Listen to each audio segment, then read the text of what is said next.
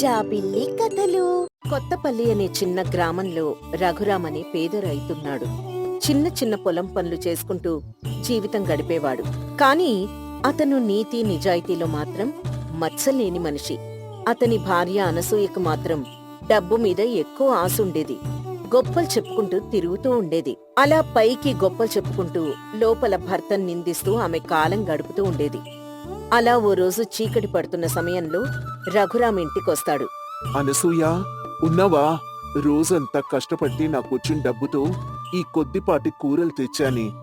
ఆ కొత్తగా ఏముంది, రోజు ఇదే పాఠం కదా. ఈ రోజు పనెవరిచ్చారు?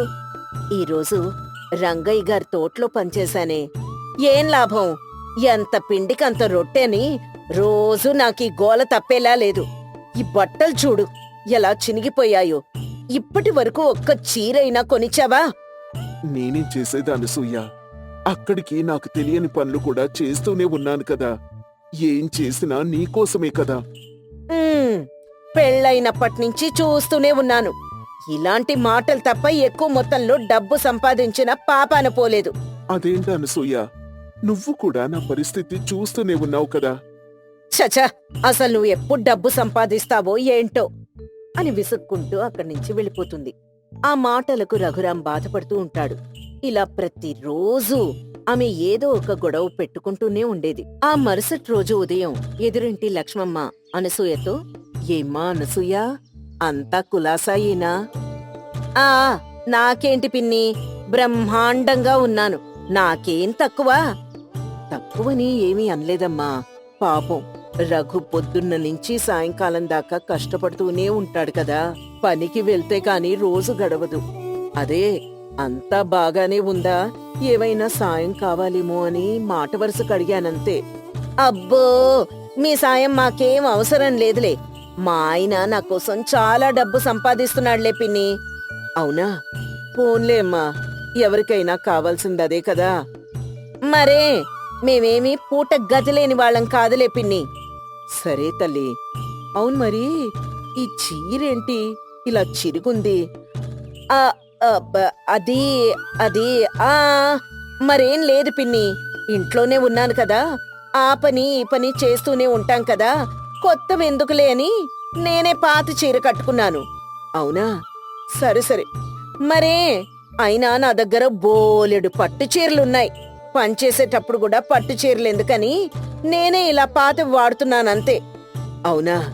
సరే తల్లి, కొంచెం పాత చీరలా ఉంటేను అడిగానంతే. సరేలే, మీ అనుమానం మీది కదా. మా దగ్గర చాలా డబ్బులే ఉన్నాయిలే. సరేలేమ్మా, నాకు పనుంది, నేను వెళ్ళొస్తాను. సరే పిన్ని అని ఎవరింటికి వాళ్ళు వెళ్ళిపోతారు. ఆ సాయంత్రం రఘురాం వచ్చిన తర్వాత అనసూయ అతనితో, చూసారా చూసారా, ఎదురింటి పిన్ని ఎన్నేసి మాటలంటుందో. అబ్బా, మళ్ళీ ఏమైందే? లేకపోతే మన దగ్గర డబ్బుల్లేవని, నా చీర చినిగిందని ఎగతాళి చేస్తోంది. అవన్నీ పట్టించుకోకే అనేవాళ్ళు అంటూనే ఉంటారు. అంటారు, సంపాదించలేని మొగుడుంటే అనేవాళ్ళు ఎందుకన్రు? నోటికొచ్చినట్టు అంటూనే ఉంటారు. అబ్బా, మళ్ళీ మొదలు పెట్టావా అనసూయ? నేను చేస్తూనే ఉన్నాను కదే. చేసావులే, రోజూ అదే పురాణం విని విని విసుగొచ్చేస్తోంది నాకు. నేనేం చేసేది? మన తలరాత ఎలా రాసి పెట్టి ఉందో అలానే జరుగుతుంది. చాలేవయ్యా, పెద్ద చెప్పొచ్చావు అని అనసూయ విసుక్కుంటూ అక్కడి నుంచి వెళ్ళిపోతుంది. రఘురాం మరోసారి బాధపడుతూనే ఉన్నాడు. రోజులు గడుస్తూనే ఉన్నాయి. అనసూయ ఊర్లో గొప్పలు చెప్పుకుంటూ ఇంట్లో భర్తను నిందిస్తూ ఉంటుంది. ఇంతలో ఊర్లో జాతర వస్తుంది. సర్పంచ్ పంచాయితీ పెడతాడు. గ్రామ ప్రజలారా, మన ఊరి జాతర దగ్గర పడుతుంది కాబట్టి అందరూ దీనికి సహాయపడాలని కోరుకుంటున్నాను. సరే సర్పంచ్ గారు, ఈసారి ఎలా అయినా బాగా చేద్దాం. అయితే ఈసారి బాధ్యత చేపట్టడానికి మనకొక నిజాయితీ పరుడు కావాలి. దానిలో ఏముంది సర్పంచ్ గారు, మన రఘురాం ఉన్నాడుగా. అతని కంటే నిజాయితీ పరుడు ఎవ్వరూ ఉండరు. అయ్యా, నేనీ బాధ్యతని చక్కబెట్టగలనా? అవును రఘురాం, నువ్వైతేనే దీనికి సరిగ్గా న్యాయం చేయగలవు. సరేనయ్యా, మీరెలా చెప్తే అలా. సరే రఘురాం, అన్నీ చూసుకుంటూ ఉండు మరి. అని చెప్పి సర్పంచ్ అక్కడి నుంచి వెళ్ళిపోతాడు. ఊరి వాళ్ళంతా రఘురాంకి ఏం చేయాలో, ఎలా చక్కబెట్టాలో అన్ని విషయాలు చెప్తూ ఉంటారు. ఇంతలో జాతర రోజు రానే వస్తుంది. అక్కడికి విజయవర్ధన్ అని ఒక పెద్దాయనొస్తాడు. అరే, జాతర పనులు ఈసారి చాలా అద్భుతంగా చేసినట్టున్నారే. అవును విజయ్ గారు, ఈసారి బాధ్యతంతా రఘురామే తీసుకున్నాడు. చూడ్డానికి ఇంత సాధారణంగా ఉన్నాడు, ఇంత అద్భుతంగా చేశాడా? అవును విజయ్ గారు, మా రఘురాం సాధారణంగా కనిపిస్తాడు కానీ ఉన్నత ఆలోచనలు గల వ్యక్తి అన్నాడు సర్పంచ్. చాలా సంతోషం సర్పంచ్ గారు. ఇకపై బాధ్యతలేవైనా ఉంటే అతనికే అప్పగించండి. సరే అయ్యా, అలానే చేద్దాం అని అంటారు సర్పంచ్. విజయవర్ధన్ అక్కడి నుంచి వెళ్ళిపోతారు. ఊరి వాళ్ళంతా రఘురాంని చాలా గొప్పగా పొగుడుతూ ఉంటారు. రఘురాం ఇంటికొస్తాడు. కాని ఇంట్లో అనసూయ మాత్రం విసుక్కుంటూనే ఉంటుంది. చూసావా అనసూయ, ఊర్లో అందరూ నన్నెంత గొప్పగా పొగుడుతున్నారు. ఎవరికొస్తుంది ఈ అవకాశం? చాలే చెప్పొచ్చావు. ఇంట్లో ఈగల మోత, బయట పల్లకీల మోత అని పైసా సంపాదించడం చేత కాదు గాని ఈ గొప్పలకి మాత్రం ఏం తక్కువ లేదు. ప్రతిదీ డబ్బుతో చూడకూడదు అనసూయ. మన పని మనం చేసుకుంటూ పోతే ఏదో ఒక రోజు ఆ ఫలితం కనిపిస్తుంది. ఎప్పుడు చూడు ఇదే గోల. ఇక నా వల్ల కాదు, విరక్తొచ్చేస్తోంది నాకు. అది కాదనసూయ, కాస్త ఓపిక పట్టు, నన్ను కూడా అర్థం చేసుకో. ఇంతలో ఆ చుట్టుపక్కల వాళ్ళంతా రఘురాం ఇంటి ముందుకు వచ్చి చేరుతారు. రఘురాం గారు, మీరు అద్భుతంగా నిర్వహించారండి. ఎంత క్రమబద్ధంగా, ఎంత శుభ్రంగా చేశారు, చూడగానే తెలిసిపోతుంది. ఇది మన ఊరి జాతరండి. ఊర్లో పుట్టి పెరిగిన మనిషిగా నా బాధ్యత. అందరూ సహకరించారు కాబట్టి ఇదింత బాగా జరిగింది. ఇందులో మీ శ్రమ కూడా ఉంది. మీ అందరికీ నా ధన్యవాదాలు. ఎంత వినయం! ఇంత గొప్ప పని చేసినా కాని ఇసుమంతైనా గర్వం లేదు మనిషికి. ఇదేనయ్యా నీలో మాకు నచ్చేది. అంతా దేవుడి దయ్యండి. ఆయన ఎలా నడిపిస్తే అలా, అంతే. నువ్వెప్పటికీ ఇలానే ఉండాలయ్యా. మా అందరికీ కావాల్సింది ఇదే.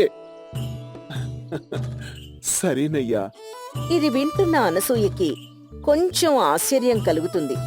రఘురాంతో చాలా మంది అభిమానంగా మాట్లాడుతున్నారన్న సంగతి ఆమె కొత్తగా అనిపిస్తుంది.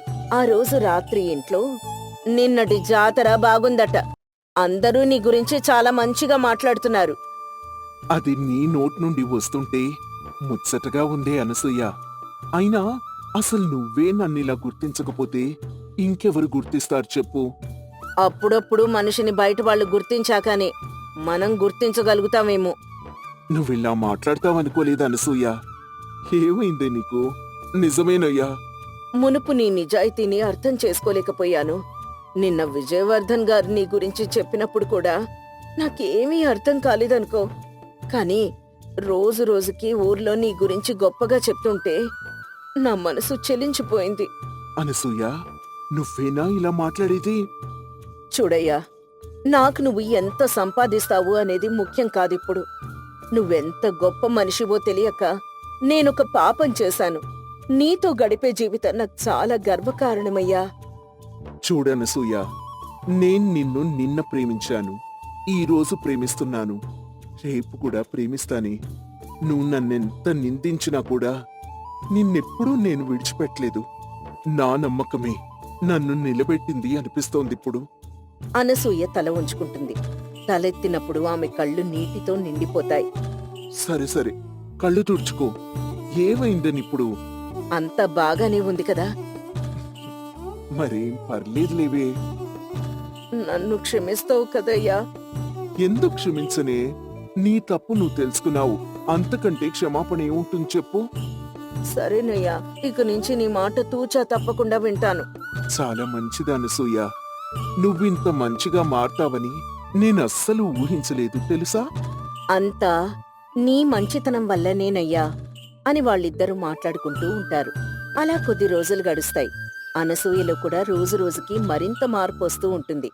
అలా కొద్ది రోజుల తర్వాత ఓ రోజు లక్ష్మమ్మ, ఏమ్మా అనసూయ, ఇంకా చినిగిన బట్టలే తొడుగుతున్నావు? పట్టు చీరలు అన్నావు, ఓసారైనా కట్టి చూపించలేదు. పిన్ని, నా దగ్గర ఎలాంటి పట్టు చీరలు లేవు పిన్ని. ఏంటనసూయ నువ్వు చెప్పేది?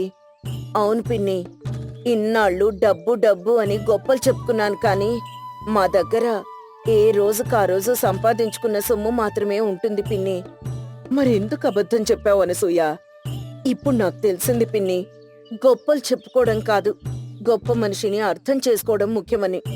ఇన్నాళ్ళు నా భర్తని నేను అర్థం చేసుకోలేకపోయాను, కానీ ఇప్పుడు అలా కాదు, మా ఆయన్ని అర్థం చేసుకోవడం మొదలుపెట్టాను. ఎంత పని చేశావమ్మా! పోనీలే, ఇప్పటికైనా అర్థం చేసుకున్నావు, అదే సంతోషం. అవును పిన్ని, డబ్బుంటేనే సమాజంలో విలువ, గౌరవం, మర్యాద దక్కుతాయని అనుకున్నాను. కానీ ఊరి వాళ్ళందరూ మా ఆయన్ని అలా పొగుడుతూ ఉంటే అప్పుడు కానీ నాకు అర్థం కాలేదు. సరే అనసూయ, ఇప్పటికైనా నువ్వు మారావు, అదే చాలు. అవును పిన్ని, ఇకపై నేను ఆయన్ని అనుసరిస్తాను, ఆయన కష్టాల్లో తోడుగా ఉంటాను, నా బాధ్యతని నేను నెరవేరుస్తాను. ఇదే అమ్మాయి, ప్రతి గృహిణి ఇలా భర్తకు అండగా ఉంటే చాలు, అంతకు మించి వాళ్ళు కోరుకునేది ఏదీ ఉండదు. సరే పిన్ని అని చెప్తుంది అనసూయ. ఇవన్నీ ఆ పక్కనే ఉన్న రఘురాం కూడా వింటాడు. ఆమె చూపు రఘురాం మీద పడుతుంది. అతను పొలానికి వెళ్తూ వెనక్కి తిరిగి నవ్వుతూ చూస్తాడు. ఊహల్లో చెప్పే గొప్పలు రోజు రోజుకి మారిపోతూ ఉంటాయి, కానీ నిజమైన గొప్పతనం అది సత్యం మీద నిలబడిన మనిషిని మాత్రం వదలదు. శివరాంపురం అనే చిన్న గ్రామంలో వెంకటయ్య అనే వృద్ధుడుండేవాడు. అతనికి పెద్దగా ఆస్తిపాస్తులు లేకపోయినా తన కష్టానికి తగ్గట్టు పొలం పనులు చేసుకుంటూ జీవించేవాడు. అయితే కొద్ది రోజుల్నించి అతనింట్లో రాత్రిళ్లు తిండి మాయమవుతూ ఉండేది. పచ్చళ్ళు, పప్పు, అన్నం ఇలా అన్నీ మాయమైపోతూ ఉండేవి. దీంతో ఓ రోజు పొలం దగ్గర వెంకటయ్య, సీనయ్యా, నీతో ఒక విషయం చెప్పాలిరా. ఏమైంది వెంకటయ్య? ఏంటా విషయం? మరేం లేదురా, ఊర్లో ఏవైనా దొంగలు పడ్డారంటావా? అదేంటి అలా అడిగావు? మన ఊర్లో దొంగలెందుకు పడతారు? అది కూడా నిజమే సీనయ్యా, కాని రోజులెలా మారుతున్నాయో చూస్తూనే ఉన్నాం కదా. అవును, అసలు ఇంతకీ ఏం జరిగింది? ఈ దొంగల భయం ఎందుకొచ్చింది నీకు? మరేం లేదురా, కొద్ది రోజులుగా గమనిస్తూనే ఉన్నాను, మా ఇంట్లో తినుబండారాలన్నీ మాయమైపోతున్నాయి. అవునా? ఇంకేమైనా పోయాయా? లేదురా, ఇంట్లో ఉన్న కాస్త డబ్బు అలానే ఉంది, కాని తిండి మాత్రం మాయమైపోతోంది. అది కూడా కేవలం రాత్రిళ్ళు మాత్రమే. ఇదేదో భలే విచిత్రంగా ఉందే. మరి ఏ రోజైనా అలా ఎందుకు మాయమైపోతోందో తెలుసుకోవడానికి ప్రయత్నించావా? ప్రయత్నించాను, కానీ నాకసలు అర్థం కావడం లేదురా. అదేం లేదులే, ఏ పిల్లో కుక్కో అయ్యుంటుంది, అంతే.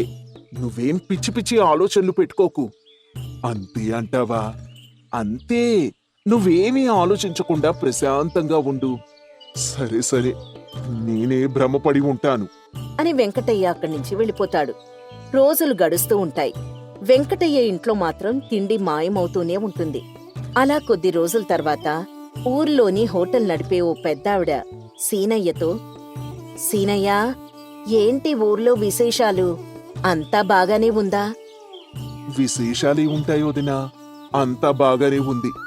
ఎండాకాలం అయినా కూడా మన ఊరికి మాత్రం ఎలాంటి బాధ లేదు. నిజమే సీనయ్య, ఈ ఊర్లో జీవించడం నిజంగా మన అదృష్టం. అవునదినా, నిజమే. మరి నీ హోటల్ వ్యాపారం ఎలా నడుస్తోంది? అదే సీనయ్య అర్థం కావడం లేదు. ఈ మధ్య ఊర్లో ఏమైనా దొంగలు పడ్డారా అని అనుమానం వస్తోంది నాకు. దొంగలా? అదేంటోదినా, ఉన్నట్టుండి ఇంత అనుమానం?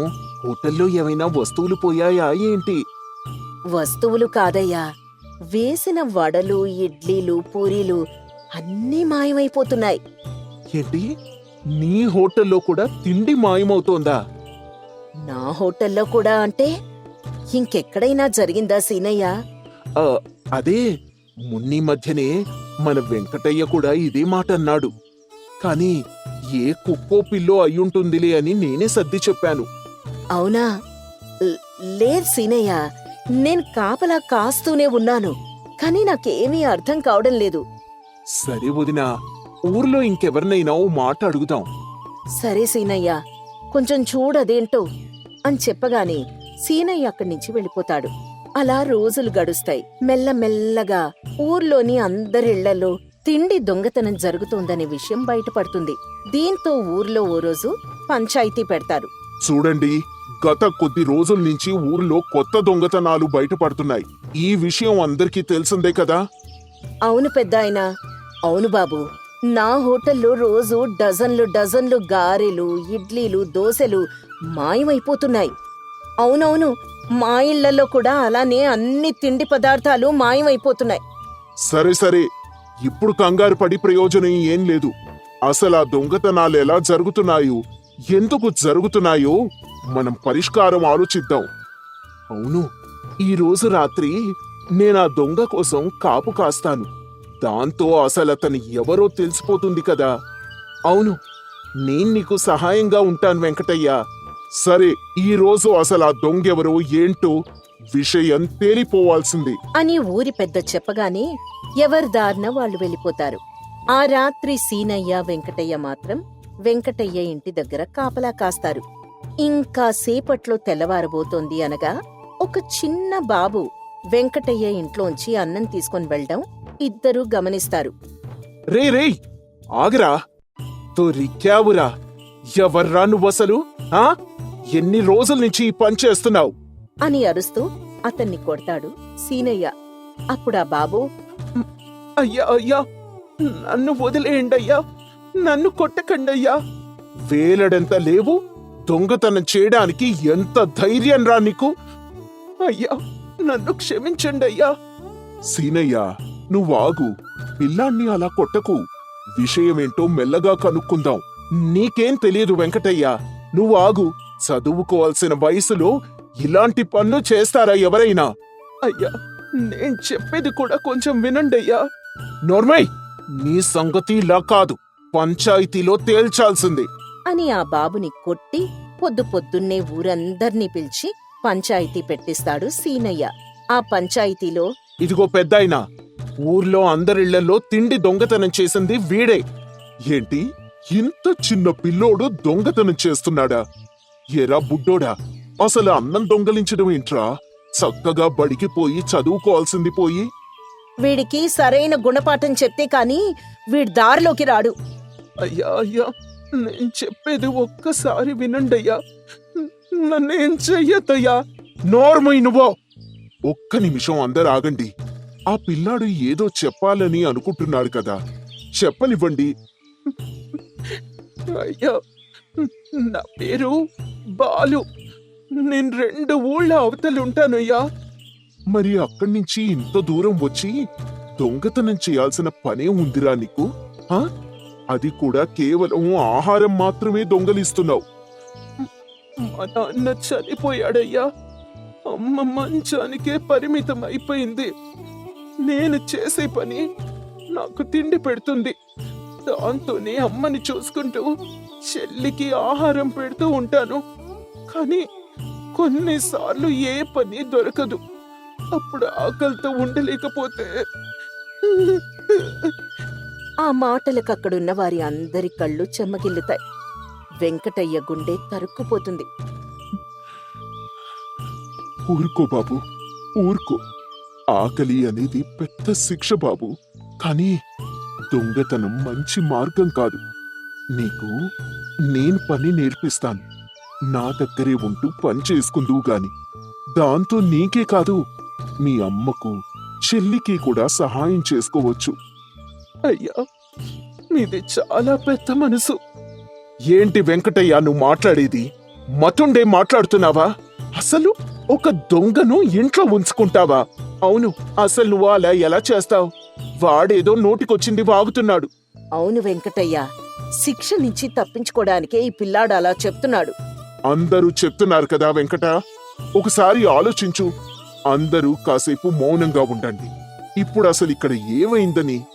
నిజమే, ఈ పిల్లాడు దొంగతనం చేశాడు. కానీ ఎందుకు చేశాడు, దేనికోసం చేశాడు అని ఒక్కరైనా ఆలోచించారా? పోనీ ఇక్కడ ఎవరి ఇంట్లో అయినా ఒక్క రూపాయి కాని, ఒక్క వస్తువు కాని పోయిందా అని బిగ్గరగా అడిగేసరికి అందరూ మౌనంగా ఉండిపోతారు. ఏ ఇప్పుడెవ్వరూ మాట్లాడరే? ఈ పిల్లాడికి ఏం చేయాలో అర్థం కాక చేశాడే కాని అతని మనసులో ఏ రకమైన దురుద్దేశము లేదు. ఇప్పుడు ఎవరేమనుకున్నా సరే ఈ పిల్లాణ్ణి నేను తీసుకొని వెళ్తాను అని చెప్పడంతో ఎవరి నోటి వెంట ఒక్క మాట కూడా రాదు. అప్పుడు ఊరి పెద్ద, సరే వెంకటయ్య, నీకు తోచింది నువ్వు చెయ్యి. కాని ఇతని వలన ఊర్లో ఎవరికి ఎలాంటి ప్రమాదం వచ్చినా దానికి పూర్తి బాధ్యత నువ్వే వహించాల్సి వస్తుంది. సరే, ఈ పిల్లాడి పూర్తి బాధ్యత నాది. జాగ్రత్త వెంకటయ్య, చాలా పెద్ద బాధ్యత నెత్తిన పెట్టుకున్నావు. ఏం జరిగినా నేను చూసుకుంటానని చెప్తున్నానుగా. అని వెంకటయ్య ఆ పిల్లాణ్ణి తనతో అప్పట్నుంచి తనతో ఉంచుకొని తన పొలంలోనే చిన్న చిన్న పనులు నేర్పిస్తూ దానికి తగిన డబ్బునిస్తూ ఉంటాడు. ఈ పిల్లాడు కూడా ఎప్పుడూ శ్రద్ధగా పనిచేస్తూ తన తల్లిని చెల్లిని కూడా చూసుకోవడం కొనసాగిస్తాడు. అలా రోజులు గడిచిపోతాయి. ఒకరోజు వెంకటయ్య పొలంలో పనులు చేసుకుంటూ ఉంటే ఊరి పెద్ద అక్కడికొస్తాడు. వెంకటయ్య, బాలు విషయం ఎలా ఉంది? అతను మారాడా? అవును పెద్దాయన, బాలు ఎంతో కష్టపడుతున్నాడు. వాడిలో ఎటువంటి చెడు ఆలోచనలు కూడా లేవు. ఇక వాడు ఆకలితో బాధపడనక్కర్లేదు. అదే నిజమైతే చాలా మంచిదయ్యా. కాని ఊరి వాళ్ళు ఇప్పటికీ కొంత అనుమానంతోనే ఉన్నారు. ఊరి వాళ్లను నేనొప్పిస్తాను పెద్దాయన. బాలు నిజాయితీ, కష్టపడి పనిచేసే స్వభావం చూస్తే వాళ్ళు కూడా అర్థం చేసుకుంటారు అని వెంకటయ్య ఊరి పెద్దకు భరోసా ఇస్తాడు. అలాగే రోజులు గడుస్తూ ఉంటాయి. ఒకరోజు ఊర్లో పెద్ద ఉత్సవం జరుగుతుంది. అందరూ ఉత్సాహంగా పాల్గొంటారు. కాని ఆ సమయంలో ఊరి పెద్ద ఇంట్లోని ధాన్యం సంచులు మాయమవుతాయి. వెంటనే అందరూ బాలుపై అనుమానం పెంచుకుంటారు. అప్పుడు ఊరి పెద్ద, వెంకటయ్య, బాలు వల్లే ఇది జరిగిందని ఊరి వాళ్ళు అంటున్నారు. అతన్ని పిలిచి విషయం తెలుసుకోవాలి. నేను నమ్మలేనండి. బాలు అలాంటి పని చేయడు. అయినా అతనికి ఒక్క అవకాశం ఇవ్వండి అని బాలుని పిలిచి ప్రశ్నిస్తారు. అయ్యా, నేనే తప్పు చేయలేదు. నేను వెంకటయ్య గారి దగ్గరే ఉన్నాను. మీరు నమ్మకపోతే ఎవరైనా నన్ను గమనించండి. అవును, బాలు నా దగ్గరే ఉంటూ నాతో పాటు పొలానికి వస్తూ ఉన్నాడు. తను ఈ పని చేసుండడు. మేం నమ్మము. బాలు కాకపోతే ఈ ఊర్లో అలాంటి పనులు చేయడానికి ఇంకెవరున్నారసలు అని అంతా బాలుని నిందిస్తూ ఉంటారు. సరిగ్గా అదే సమయానికి సీనయ్య ఒక కొత్త వ్యక్తిని అక్కడికి తీసుకొనొస్తాడు. అతనే అసలైన దొంగ అని అందరికీ చెప్తాడు. ఆరా తీస్తే ఆ వ్యక్తి ఊరి కొత్తగా వచ్చిన ఒక వలస కూలీ అని తెలుస్తుంది. అప్పుడు ఊరి పెద్ద, వెంకటయ్య, బాలుని అనుమానించినందుకు క్షమించయ్యా. నువ్వు చెప్పిందే నిజం. బాలు నిజాయితీ గల పిల్లాడు. ఇది నాకు ముందే తెలుసయ్యా. ఆకలితో అలమటించే వారికి సహాయం చేస్తే వారు మారుతారు. సరైన దారిలో నడుచుకుని వారిని నిందించడం సరికాదండి. అవును, మాకు కూడా ఆ విషయం ఇప్పుడే అర్థమవుతోంది. మమ్మల్ని క్షమించు బాలు. అయ్యో, అంత మాట అనకండి. వెంకటయ్య గారి లేకపోతే ఈ రోజు నా పరిస్థితి కూడా ఇలానే ఉండేదేమో. కాని ఈయన ఏది మంచి ఏది చెడు అని నాకు నేర్పించారు. అవును బాలు, నువ్వు ఎప్పటికీ ఇలానే ఉండాలి. మాటిస్తున్నాను బాబాయ్. ఇకపై నేనెటువంటి తప్పు చెయ్యను. అలా అందరూ వెంకటయ్యను అభినందిస్తారు. బాలుని ఆశీర్వదిస్తారు. అప్పట్నుంచి ఊర్లో ఎవరైనా ఆకలితో బాధపడితే వారికి సహాయం చేయడం ఆనవాయితీ అవుతుంది. ఈ కథ మనకి నేర్పేది ఏమిటంటే, ప్రతి తప్పు వెనక ఏదో ఒక కారణం ఉంటుంది. ఆ కారణాన్ని అర్థం చేసుకుని మార్గనిర్దేశం చేస్తే చెడు దారి పట్టిన వారిని కూడా సరైన మార్గంలో పెట్టగలం. మంచితనం, సహాయం ఎప్పటికీ మనల్ని నిజమైన విజయం వైపు తీసుకువెళ్తాయి.